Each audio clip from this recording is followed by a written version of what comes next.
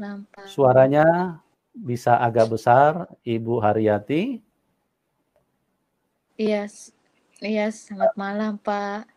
Ya, apa kabar Ibu Dede Haryati? Puji Tuhan, luar biasa, Pak. Ya, bisa mic-nya bisa supaya suaranya bisa lebih jelas. Iya, puji Tuhan, luar biasa. Oke. Baik, terima kasih buat Ibu Dede Haryati yang sudah hadir di tengah-tengah kita. Iya, Pak. Ya, pada malam hari ini kita akan bincang-bincang tentang perjalanan iman Ibu ya. Nah, Ibu bisa ceritakan dulu dari latar belakang dulu, bagaimana Ibu punya kehidupan sebelumnya, dari keluarga, dari pendidikan agama yang Ibu terima, seperti apa dulu? Silakan Ibu Haryati, Ibu Dede. Shalom semua, shalom semuanya. Ya, shalom. Shalom. Mungkin pegang kabelnya aja, Ibu Dede, supaya pegang kabelnya aja, soalnya kalau ketutup itunya, lubangnya itu agak susah sinyal ininya. Pegang kabelnya aja, Bu Dede. Halo? Iya, kabelnya aja yang dipegang. Iya. Kabel, itu mic-nya, pegang kabelnya aja, jangan pegang mic-nya. Oh iya, Pak, iya. Ya, pegang kabelnya aja, tapi dekatin mic-nya, dekatin ke mulut gitu. Iya, Pak. Ya, sebentar ya. Ini sedang terputus. Kita coba sambungkan kembali. Karena kondisi signal naik turun, jadi kadang-kadang bisa terputus tiba-tiba.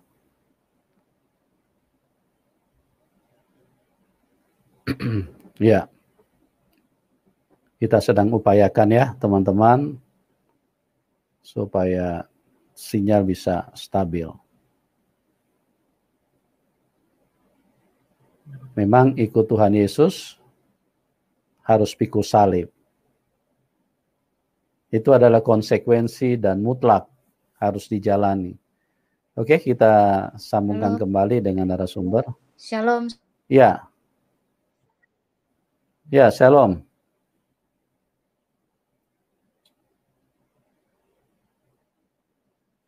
Halo.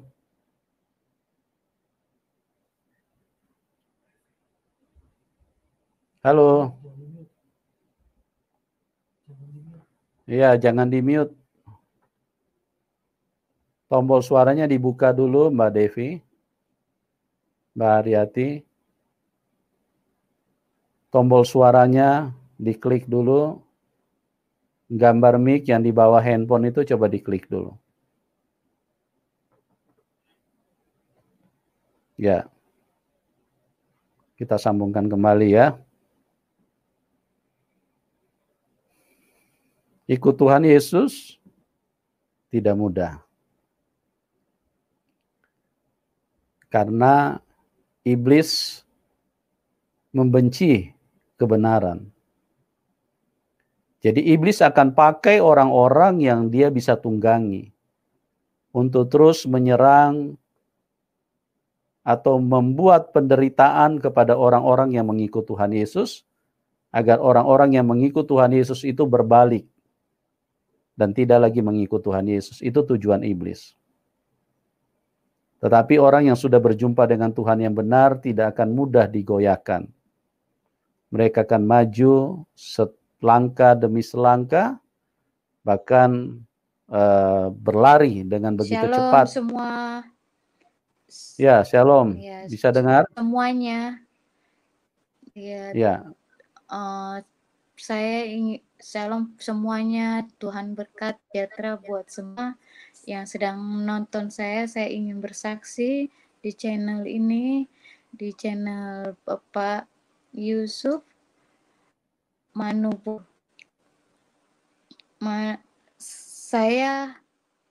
nama asli saya, nama waktu saya Muslim Siti Sri Devi Kurniawati. Saya nggak marganya, saya nggak bisa sebut marganya ya. Saya anak paling bungsu nomor 3 dari 3 bersaudara. Dan sekarang papa saya sudah tidak ada. Nah, pokok waktu kenapa saya berpindah agama, saya ingin bersaksi. Awalnya dulu saya guru ngaji Iqro 1 sampai hatam Quran. Dan saya pernah bekerja di perusahaan bisnis kayu gaharu di orang Arab, yaitu di Hadramut. Dan saya juga pernah ikut-ikut taklim. Saya ini wanita berkerudung, bercadar dulunya. Kenapa saya bisa mengikut Tuhan Yesus? Awalnya memang dari kecil saya tidak menemukan kebahagiaan waktu di masa kecil saya, tapi saya tetap dari kecil saya berjuang sendiri sampai saya dewasa. Akhirnya setelah saya tahun 2000 saya memilih kos. Setelah saya memilih kos di daerah Kalimalang, saya memilih kos satu. Saya kos, lalu saya mengajar ngaji di sana, dekat rumah paman saya juga. Paman saya masih mantau saya. Setelah itu saya berpikir, kenapa dilema saya terlalu banyak. Lah saya sekolah tidak tinggi. Saya cuma sekolah hanya kelas 4 SD. Saya tinggal juga awalnya di oper sana, oper sini. Akhirnya saya menetap di nenek saya sendiri. Nenek dan kakek saya yang membimbing saya ke agama yang benar-benar sangat ketat. Lalu tahun 2000 saya memilih keputusan kepada nenek, sudah saya memilih kos, hidup mandiri. Saya kos di daerah Kalimalang, lalu saya berikhtiar sendiri waktu saya masih beragama Muslim. Setelah itu saya terus menjalani hidup saya sehari-hari menghadiri Mbak acara Dede, taklim. Iya, ya, mic-nya bisa agak dekat ke mulut ya, supaya suaranya iya. agak jelas gitu. Iya Pak. Oke, saya ulang. Ya, shalom Jangan semuanya. Ini ditutup saya. itunya, mic-nya jangan ditutup, pegang kabelnya aja yang dipegang. Mic-nya Iya jangan Pak. ditutup Ini, ya. ya. Shalom semuanya. Iya. Ini nama saya Siti Sri Devi Ya, lanjut Kurniawati lanjut Alisa. aja. Mbak Oh, Dede lanjut lanjut aja aja. tadi, lanjut, Iya. ya. Iya, saya lanjut pertama saya kos ya. Saya kos, lalu saya menjalani hidup sehari-hari, menghadiri acara taklim di Pancoran, pokoknya di sebuah taklim yang terkenal. Ya, saya sering menghadiri itu, lalu saya tetap tidak menemukan sesuatu di hati saya. Saya selalu berikhtiar. Dulu saya nyebut di agama saya, ya Allah, persatukan ibu hamba dan bapak hamba. Persatukan kedamaian di dalam keluarga hamba, kakak-kakak hamba. Saya ingin punya keluarga itu yang utuh. Dan saya juga ingin mereka itu menyayangi saya, bukan seperti saya ini anak yang boleh mungut gitu. Anak buang. Saya tuh seperti bukan anaknya dari kecil, makanya saya sering dari kecil saya dilempar sana, lempar sini. Saya suruh tinggal di sana, suruh tinggal di sini. Dulu saya sampai digendong-gendong bapak saya. Sampai saya digendong kakek saya. Habis dari rumah kakek saya dijemput tinggal di sana, dijemput tinggal sini. Pada akhirnya, dulu sebelum saya kos itu, saya umur 9 tahun. Saya sempat diperkosa sama paman saya sendiri. adiknya Bapak.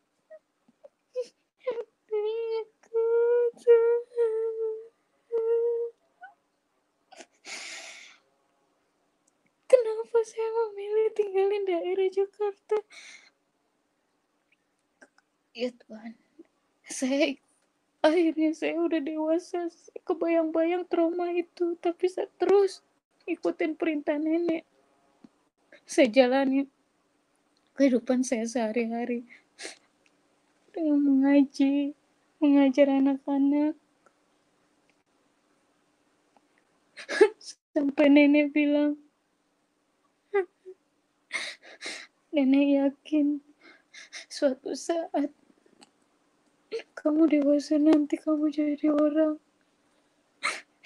Tapi enggak pernah itu saya dapatkan. Enggak pernah. Yang ada saya selalu dihina terus sama mama, sama kakak saya. Sampai saya pernah disiksa. Waktu paman saya nodain saya belum pernah cerita sama siapa-siapa. Saya cuma dihantui rasa takut. Setelah saya meranjak dewasa, saya merantau kemana-mana. Akhirnya saya bekerja ikut orang jual kayu gaharu.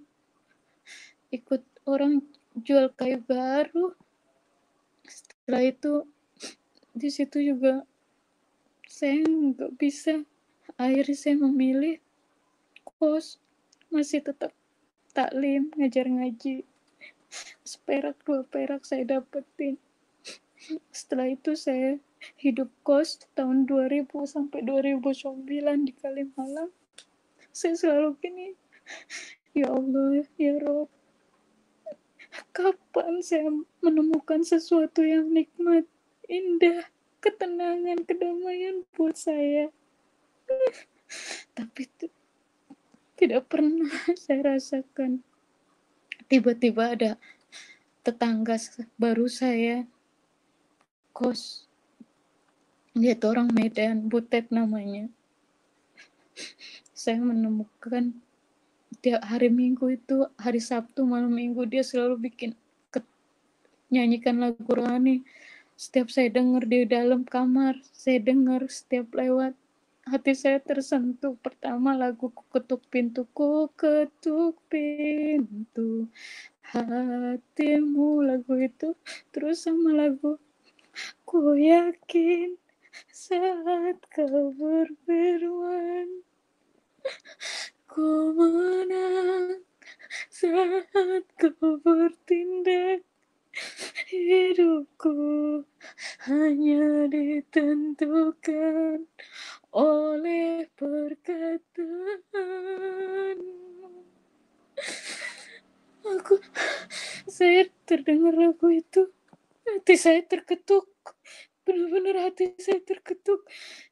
Gak pernah saya merasakan seperti di saat waktu saya ikut taklim. Setiap saya asrokol, ya Nabi salam alaika, tapi saya belum pernah merasakan tersentuh seperti lagu rohani itu. Tapi lagu rohani itu luar biasa menyentuh saya, benar-benar menyentuh saya luar dalam, sampai saya nangis.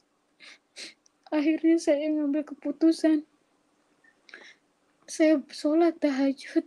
Kenapa? Ya Allah, kenapa saya setiap dengar lagu rohani itu hati saya tersentuh, benar-benar tersentuh sekali. Terus jika memang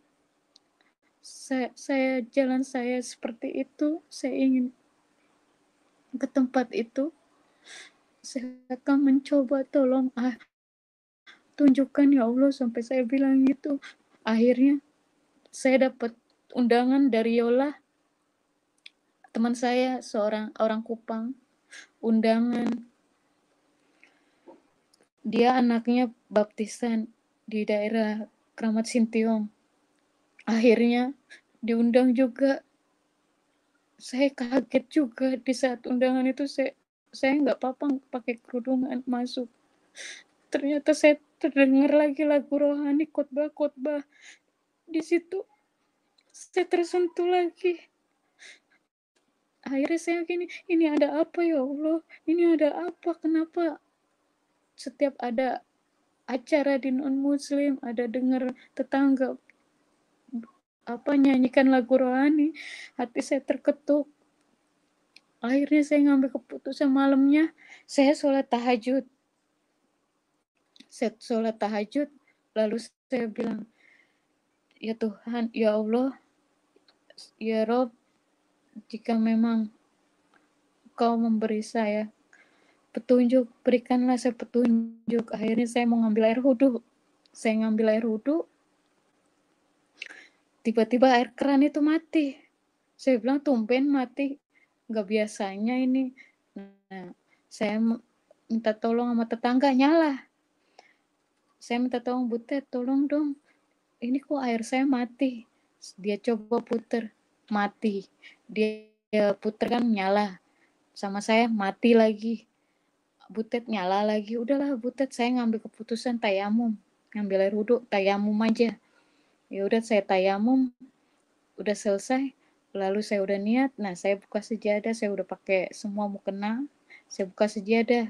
Tiba-tiba saya baru usoli fardo, ada bayangan sejadah saya itu kok berubah jadi salib. Saya bilang, terus saya bilang astagfirullahaladzim. Saya bilang auzubillah min zalik. Sampai saya bilang gitu. Saya coba lipat lagi saking saya kaget takut gitu. Lalu saya coba lagi buka lagi. Nah, saya langsung baca lagi, niat lagi usoli fardo. Langsung lagi ada bayangan itu. Langsung saya tutup aja, saya ketakutan itu. Nggak tahu ada apa itu. Akhirnya saya buka mau kena. Yang penting saya bilang gini, ya Allah, saya yang penting sudah niat. Jika memang saya bersalah, saya berdosa dengan saya tidak meneruskan sholat tahajud ini, yang penting saya ada niat, ya Allah maafkan saya. Saya bilang begitu. Akhirnya saya ngambil keputusan, saya istirahat, tidur. Saya tidur, saya sampai zikir, sampai saya pulas, saya zikir terus, saya hasbi Allah wa ni'mal wakil, ni'mal maula wa ni'man nasir, subhanallah, subhanallah. Saya zikir sampai saya pulas. Saya tertidur, tiba-tiba saya mimpi itu. Saya mimpi itu aneh sekali. Masa ada orang bule pakai baju gamis gitu kayak orang Arab gitu, baju abaya gitu kan, abu-abu. Nah, orang bule itu ngasih saya kawat, tapi bulat. Saya bilang, kok ini orang makin pala saya kawat? Maksudnya apa? Saya kan nggak kenal dulu Tuhan Yesus kayak gimana. Nah, setelah itu datang lagi perempuan bule juga, pakaiannya gamis juga gitu, tapi nggak pakai kerudung, diriap gitu, bule cantik banget, bener-bener cakep banget, udah kayak bidadari dari surga itu, cakep banget. Orang bulenya juga laki-laki tuh cakep banget. Yang satu ngasih saya jubah abu-abu, yang satu ngasih kawat, itu kawat tapi tajam gitu. Nah, dibentuk kayak kalau kita bilang kayak main putri-putrian gitu, kayak mahkota. Kalau sekarang bilang kan mahkota berduri kan. Nah, setelah saya mimpi itu, saya langsung pas keduanya tuh ada seorang wanita bule itu memberikan saya jubah, lalu nyelimutin badan saya, langsung saya nyebut astagfirullahaladzim, apaan nih gitu.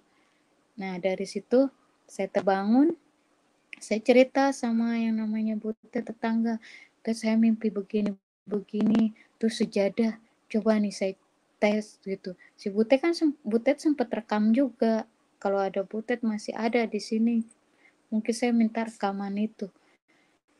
Nah, setelah itu Butet bilang, kamu dapat hikmat yang terindah katanya.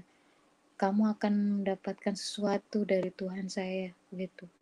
Suatu saat kamu akan menjadi anak Tuhan katanya. Saya nggak percaya apa-apaan anak Tuhan. Iya Allah lah saya bilang gitu kan. Nah akhirnya saya besoknya saya jalanin biasa aja gitu. Akhirnya saya nggak ada angin, nggak ada hujan tuh, cadar saya buka, saya pakai hijab biasa aja. Hijab biasa, tetap gamis tertutup, tapi hijabnya biasa, muka kelihatan, tangan kelihatan. Tadinya saya tangan nggak kelihatan, semua tertutup, cuma mata doang pakai cadar. Akhirnya saya memutuskan, Saya coba pakai hijab biasa aja, saya buka tuh cadar. Saya tetap jalan biasa hari-hari, jalanin hari-hari. Nah, tanda tanya tuh semua teman-teman saya, murid saya dulu. Anti katanya, anti kok mukanya nggak ditutup lagi kata gitu. Anti kenapa? Enggak, anti mau begini aja sederhana gitu. Akhirnya aneh, banyak yang tanda tanya. Dari terus menerus saya tiba-tiba ada punya kenalan orang Kristen lagi. Dia kawin sama orang Afrika, ngajak saya ke gereja Mawar Saron. Tiba-tiba kaki saya tuh lancar, nggak ada hambatan, nggak ada halangan. Saya buka tuh kerudungan saya di mobil dia. Kalau pertama saya dibawa tuh sama orang Kupang di GKI Kuitang. Saya masuk ke GKI Kuitang juga, saya buka kerudungan di pos. Itu Mawar Saron di mobil teman, kalau di GKI saya pernah ngalamin buka kerudung di pos. Saya masuk kayak nggak ada hambatan apa-apa. Ih, aneh gitu. Terus saya malah tiba-tiba masuk ke gereja itu duduknya paling depan lagi.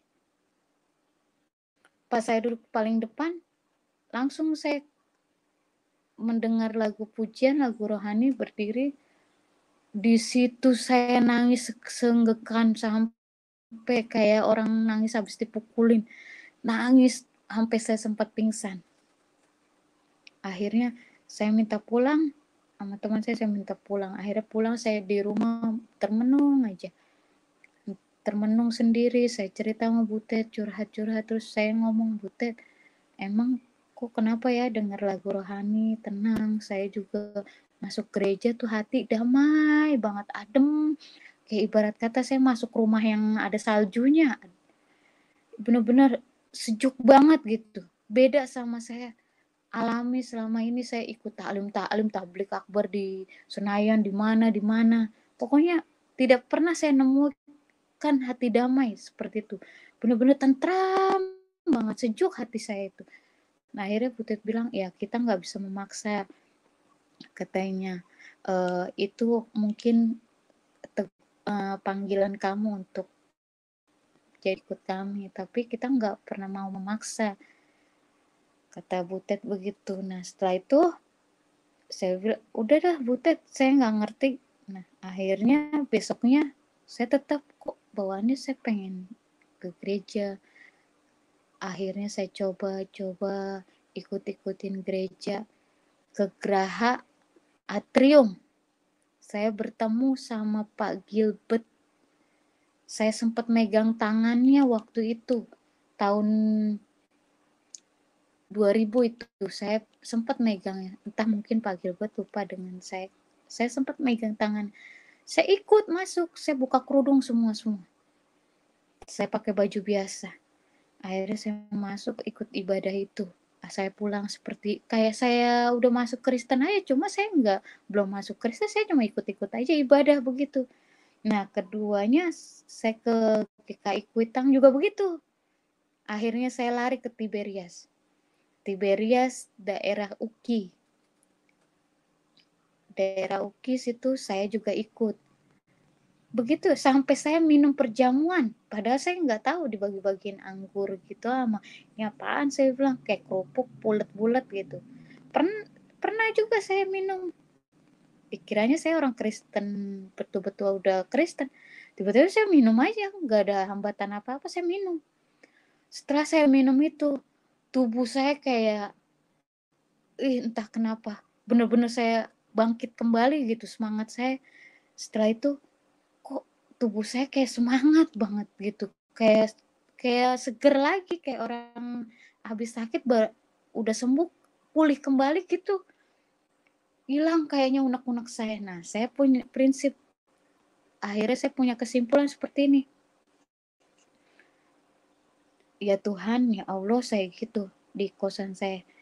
Saya ngambil keputusan, saya ingin ikut-ikut dulu dengan agama ini. Saya ikuti, maafkan saya ya Allah, saya bilang begitu. Saya mau ikut Tuhan ini, agama non-muslim ini, saya mau mengikutinya.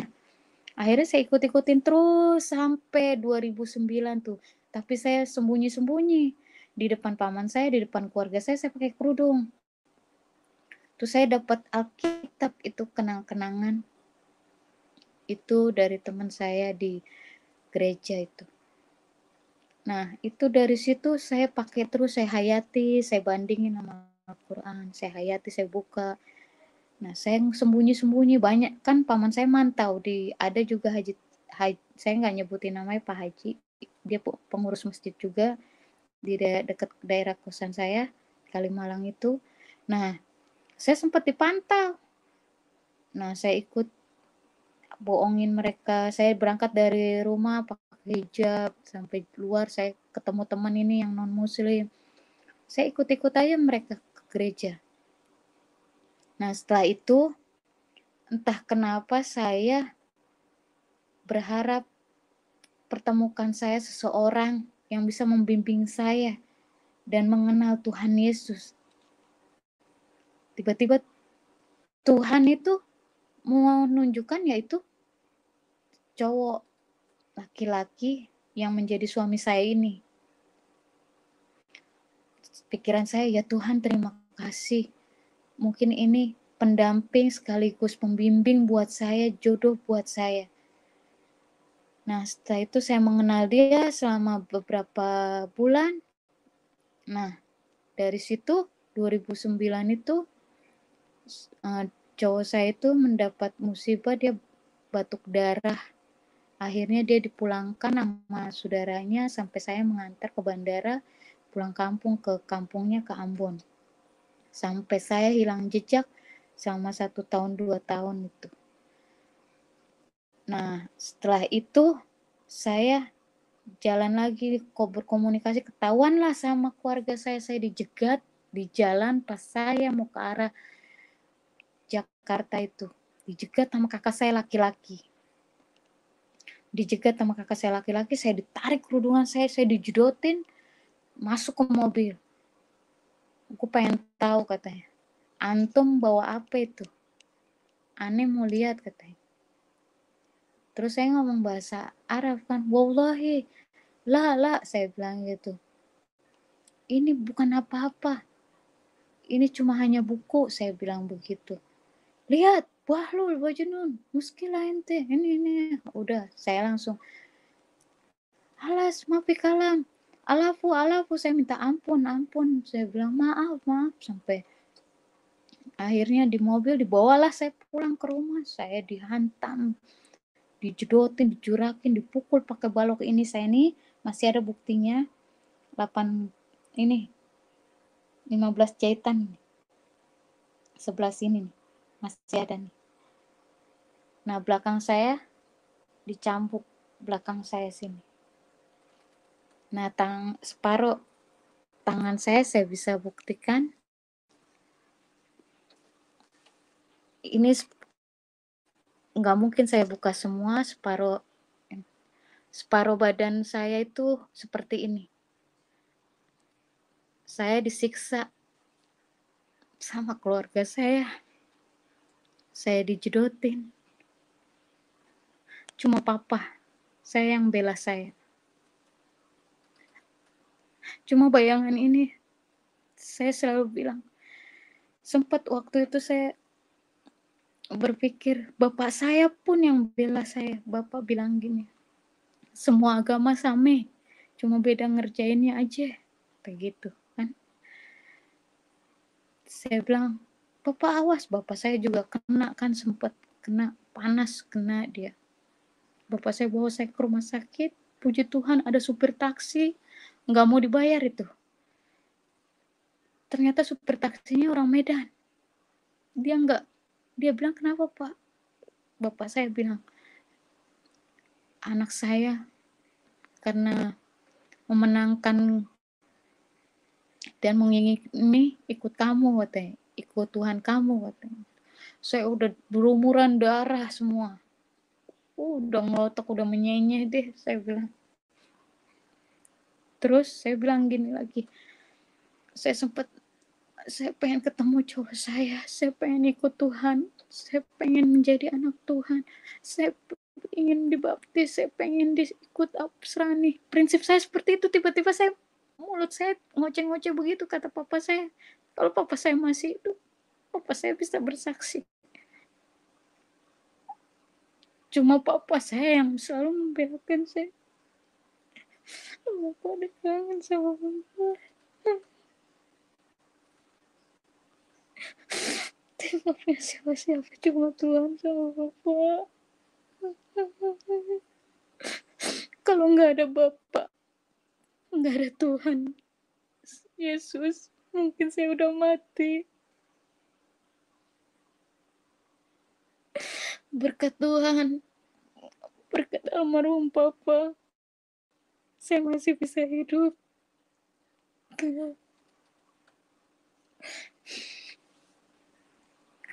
Nah, setelah itu saya selamat. Lalu saya berdoa, ya Tuhan pertemukan saya dengan cowok saya itu. Saya butuh dia. Saya butuh dia. Saya butuh bimbingan dia. Saya butuh dikenalkan Tuhan. Saya butuh lebih dalam lagi mengenal Tuhan. Setelah saya sembuh, 2010 saya sembuh.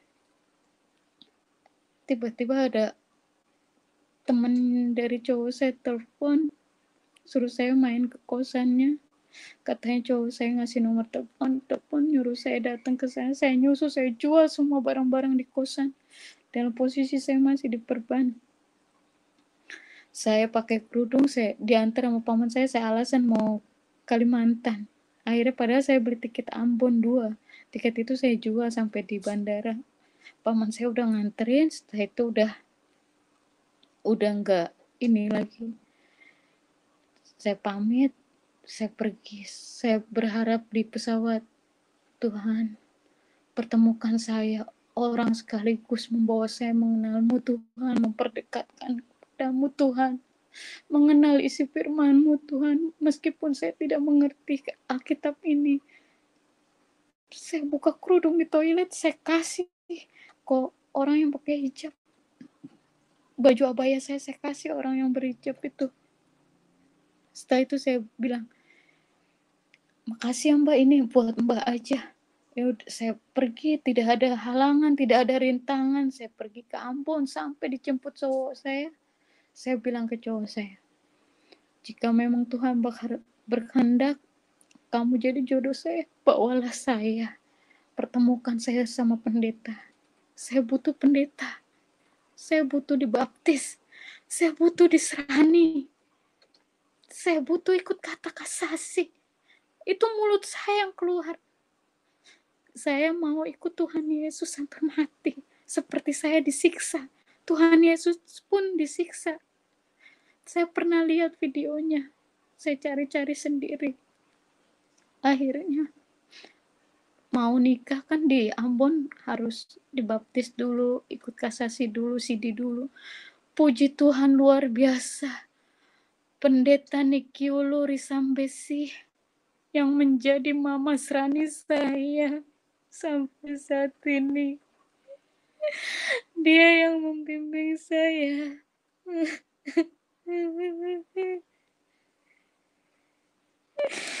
Mama, makasih banyak, Kak.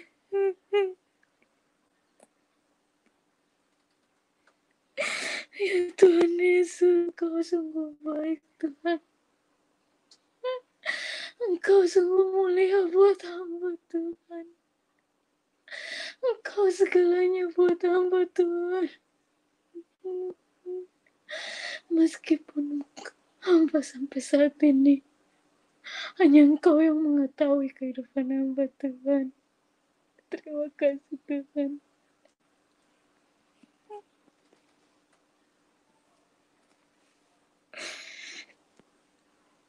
Nah, akhirnya Ibu Pendeta Nikiulu sudah membaptis saya. Lalu saya ditanya, mau CD, saya mau ikut CD, ikut kata kasasi. Saya dapat tantangan malam retreat di pemakaman. Tapi puji Tuhan tidak takut luar biasa. Saya cuma di hati, dalam nama Tuhan Yesus Kristus, Engkaulah segalanya, penyelamat buat hamba. Dari situ saya lolos semuanya. Sampai saya diberkati dan menikah oleh suami saya. Puji Tuhan. Haleluya. Tuhan dahsyat. Tuhan Yesus luar biasa.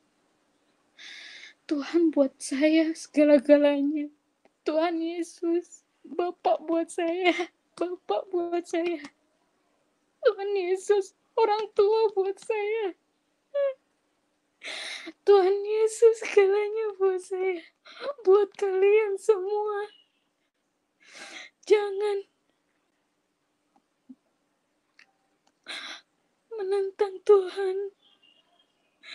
Engkau yang sudah lahir dari kecil menjadi anak Tuhan, mengikut Tuhan Yesus. Peganglah Tuhan itu.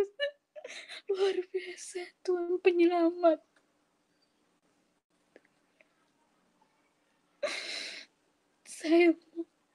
Saya pesan buat kalian semua. Jangan abaikan Tuhan. Jangan abaikan Alkitab. Kemanapun, tiap detik, berapa sejam pun, tiap jam, bukalah firman Tuhan. Firman Tuhan, satu ayat itu bisa menenangkan hati kita. Bisa menyejukkan hati kita. Bisa melepaskan rindu kita kepada Bapak kita, orang tua kita yang sudah ada. Peganglah terus Tuhan. Pegang. Maaf, saya berbicara seperti ini karena saya mengalaminya sangat berat. Perkosaan yang saya udah alami, siksaan.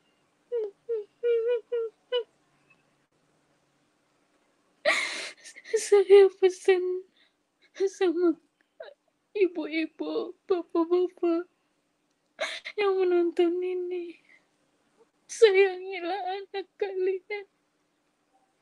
Jangan seperti saya di masa kecil. Lindungilah anak-anak kalian. Jangan seperti saya ini.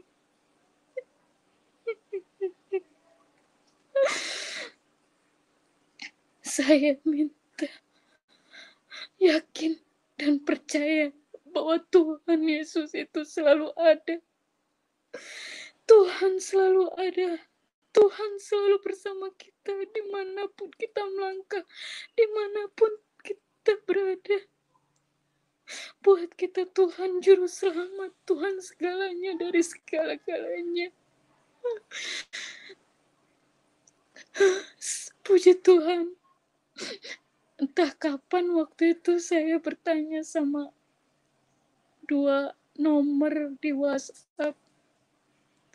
Saya lupa. Saya bertanya minta karena saya belum lebih mendalam lagi mengenal didikan, bimbingan Tuhan. Saya sempat bertanya gimana caranya puasa. Akhirnya ada orang dari channel ini yang channel dari konten mereka nge-add menyimpan nomor saya, lalu dia sempat chat saya. Tuh saya sempat bertanya soal puasa, saya ingin puasa. Saya berpuasa. Dan saya terus baca firman Tuhan.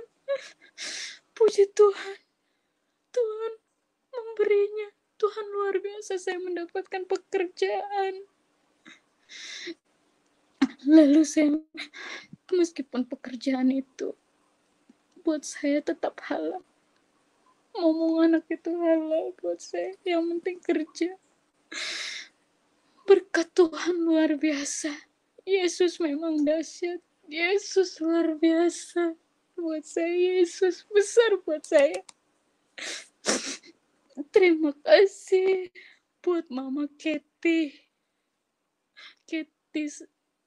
Makasih buat Mama Eli Salat. Makasih semua. Makasih buat Bapak Yesus. Semoga Tuhan memberkati kalian semua. Semoga Tuhan memberikan kesehatan, panjang umur, berkat berlimpah, terus dipakai Tuhan, dilancarkan dalam hal segala apapun pekerjaannya. Tuhan Yesus berkati mereka.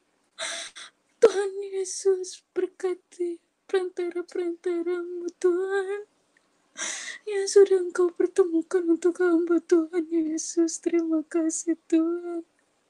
Terima kasih juga untuk semuanya yang menonton ini. Terima kasih. Inilah kisah saya sesungguhnya. Saya minta doa untuk semuanya. Saya minta doa dari kalian semua untuk saya menambah semangat, untuk saya menambah tekun lagi, tambah tekun seperti saya waktu di agama Muslim. Terima kasih semua, terima kasih juga Bapak Yusuf dan rekan-rekan. Inilah saya cerita kesaksian saya.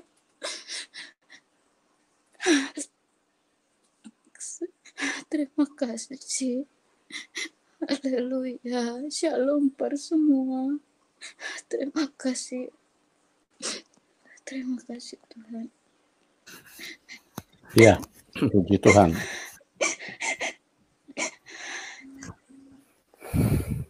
Ya, haleluya. Tuhan Yesus baik ya. Artinya kita ikut Tuhan itu memang firman Tuhan itu kebenaran. Sudah disampaikan di dalam kebenaran firman Tuhan bahwa setiap orang yang mau ikut Tuhan itu harus pikul salib. Ya, jadi Ibu Dede Haryati harus bisa teguh dan juga tetap bersukacita ya, artinya bersukacita di dalam Tuhan. Karena orang mengalami tantangan itu adalah merupakan kesempatan yang besar dari Tuhan untuk kita mengenakan salib di dalam kehidupan kita ya. Jadi kita tidak boleh larut dengan dengan tekanan-tekanan ataupun kesedihan yang berlebihan, tetapi kita harus berbangga bahwa penderitaan sebagai seorang yang hidup di dalam kebenaran, sebagai seorang yang hidup karena Tuhan Yesus itu kita bisa miliki di dalam kehidupan ini. Kalau kita perhatikan di dalam Kisah Para Rasul, di situ Kisah Para Rasul 5, bagaimana murid-murid pada saat dianiaya justru mereka bersukacita pada waktu itu. Karena mereka merasa satu kehormatan ya. Kita lihat dulu ayatnya supaya bisa menguatkan Ibu Dede dan juga teman-teman yang lain ya. Iya. Artinya kita lihat di dalam Kisah Rasul 10. Coba enggak Ibu Dede di situ? Iya, Kisah Rasul 10 ya, Pak. Iya, Pak. Iya. Ayat bisa dengar saya? Bu Dede masuk lagi ya.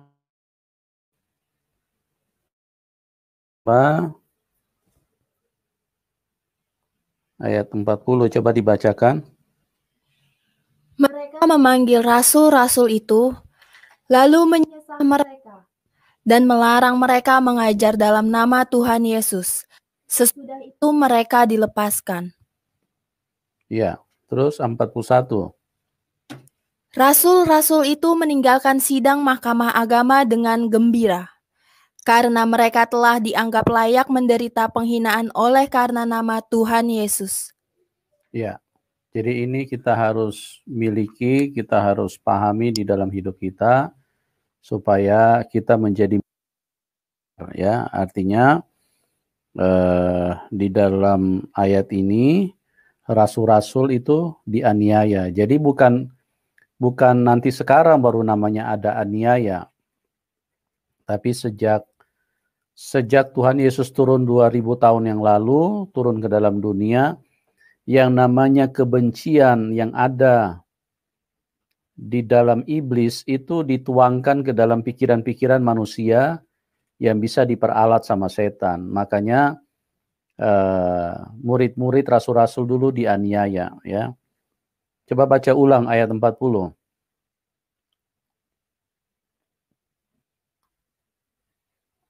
Mereka memanggil rasul-rasul itu, lalu menyesah mereka dan melarang mereka mengajar dalam nama Tuhan Yesus.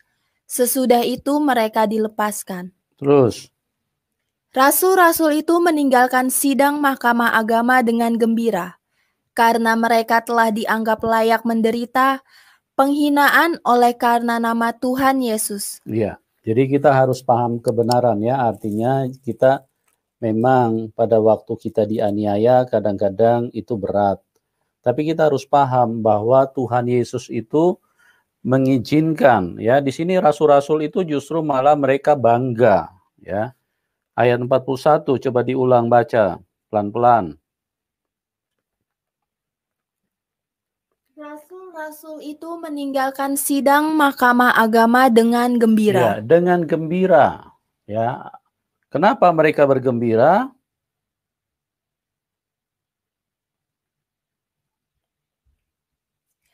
Karena mereka telah dianggap layak menderita penghinaan oleh karena nama Tuhan Yesus. Ya, karena mereka dianggap layak menderita, ya, itu satu kemuliaan di dalam kehidupan kita. Dan puji Tuhan, jadi kita artinya harus tampil berbeda sebagai anak Tuhan, ya, sebagai orang-orang yang memiliki Tuhan di dalam hidup ini. Baik, teman-teman, coba kita sambungkan kembali dengan Ibu Dede. Ibu Dede Haryati. Ya, jadi Ibu Dede harus bersukacita, ya, sekalipun mungkin suasana tidak mendukung, tetap harus memiliki sukacita, harus bisa bersyukur di dalam Tuhan, supaya kita benar-benar menunjukkan bahwa kita sebagai anak Tuhan. Nah, latar belakang Bu Dede ini dari keluarga, dari daerah mana? Mungkin bisa diceritakan kepada teman-teman yang lain. Halo, Bu Dede? Bu Dede, coba itu handsfree-nya dicabut dulu. Handsetnya dicabut dulu baru dicolok lagi. Handsetnya dicabut dulu baru dicolok lagi. Halo.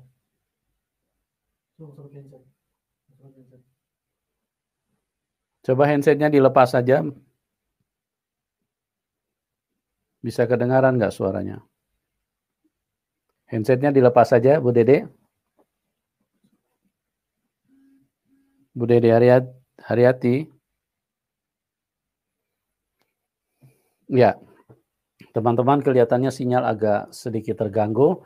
Jadi seperti itulah, ya, bagaimana proses kehidupan yang kita harus pahami, bahwa setiap kita menerima, setiap orang yang menerima Tuhan Yesus, maka yang namanya aniaya pasti datang, ya, baik dari keluarga, dari teman, ataupun dari orang lain, atau mungkin dari tokoh-tokoh agama. Itu bisa terjadi kepada orang yang percaya kepada Tuhan Yesus, karena yang namanya kebencian itu akan muncul, karena iblis itu tidak senang, ya. Iblis tidak senang dengan orang yang berjumpa dengan Tuhan. Iblis itu marah sekali. Maka iblis akan mempergunakan orang-orang yang bisa dikendalikan untuk tujuan melampiaskan kebenciannya iblis kepada orang-orang yang berjumpa dengan Tuhan. Makanya orang yang percaya kepada Tuhan Yesus, kita lihat para rasul dianiaya. Bahkan pada akhir hidup mereka, mereka semua disembeli. Disembeli mereka. Karena apa? Karena memang itu merupakan bukti nyata hakikat daripada dunia ini.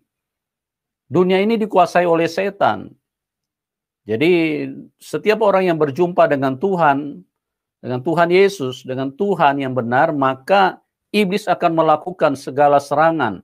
Dan orang-orang yang dia bisa tunggangi, dia akan pakai untuk iblis menyatakan kebencian, kemarahannya, kejengkelannya, dan semua kekejian yang ada di dalam iblis, dia akan mempergunakan orang-orang yang dia bisa pergunakan untuk menghentikan kebenaran yang disuarakan oleh orang-orang yang percaya kepada Tuhan Yesus.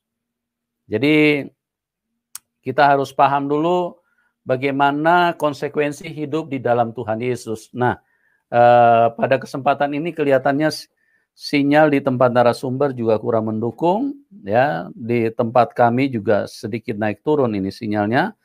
Tetapi kami berharap semua kita bisa terus diberkati, bisa terus dikuatkan. Dan bagi Bapak Ibu yang ingin mendukung narasumber, silakan dukungan Anda bisa disalurkan ke nomor rekening di layar deskripsi. Ya, Anda bisa salurkan dukungan Anda kepada narasumber di layar deskripsi. Ya, silakan supaya namanya pemberitaan Injil atau kesaksian-kesaksian supaya orang-orang yang melakukan penyampaian-penyampaian hal yang berguna untuk hal-hal yang bisa mendatangkan keselamatan bagi banyak orang, itu kita bisa dukung. Oke, terima kasih buat semuanya. Kami mengasihi Anda semua. Terima kasih juga buat Ibu Dede Haryati yang kelihatannya jaring dukung ya. Ibu Dede, terima kasih. Iya Pak, iya buat Pak. kesaksiannya. Ya, tetap semangat ya, tetap sukacita ya. Sekalipun banyak di dalam hidup ini, percayalah bahwa Dia adalah Allah yang sempurna, Dia adalah Allah yang setia, Dia adalah Allah yang benar, yaitu Tuhan Yesus Kristus, dan Dia tidak akan membiarkan kita untuk mengalami satu penderitaan melebihi dari kemampuan kita. Tapi kalau Tuhan mengizinkan, berarti kita diberi kesempatan untuk menerima kemuliaan. Karena apa? Karena tadi sudah dikatakan di dalam Kisah Rasul 5 ayat 40 ayat 41 bagaimana rasul-rasul bersukacita. Mereka terima kado, mereka bersukacita bukan karena mereka dapat uang atau gaji naik. Mereka bersukacita karena mereka dianiaya, dan mereka artinya dianggap layak menderita karena nama yang sangat mulia itu, nama yang bisa menyelamatkan hidup kita, ya.